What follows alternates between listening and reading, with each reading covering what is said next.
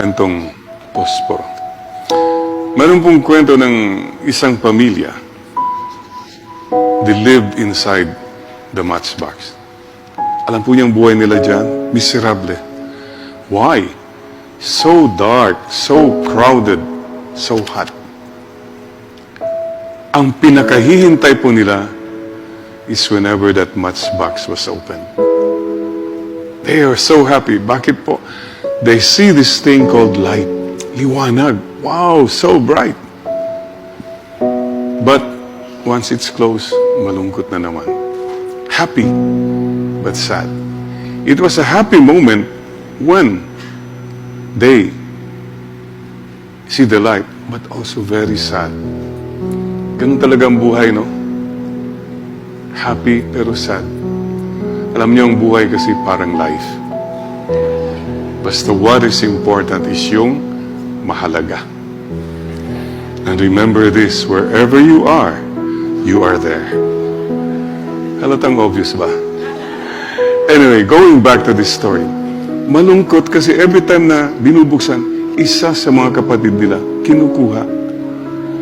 Pagkasarado ganon, hindi na nila alam. It was goodbye forever. They had no idea what happened. Very sad for them.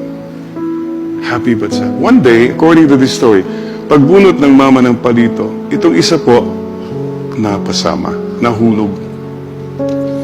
At ito pong isa, nakita niya. Wow, sabi niya, ganito pala sa labas ng posporo. Napakaliwanag. Light all the time. Inside, we only saw glimpse of the light. Wow.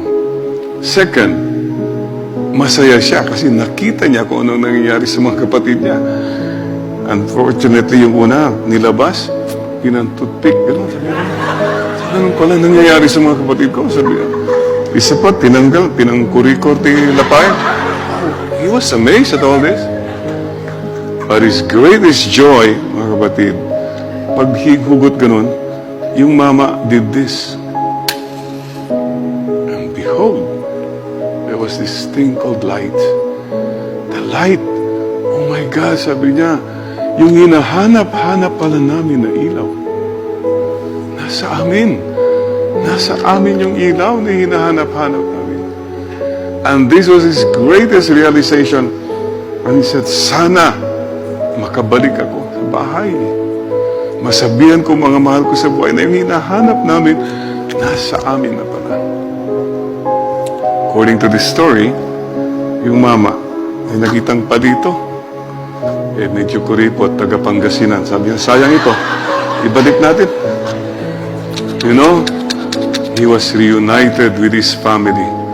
At lahat ng namit niya, huy, yung hinahanap mong ilaw nasa iyo. The light is in you. The light is in you. The light is in us. And he told them everyone.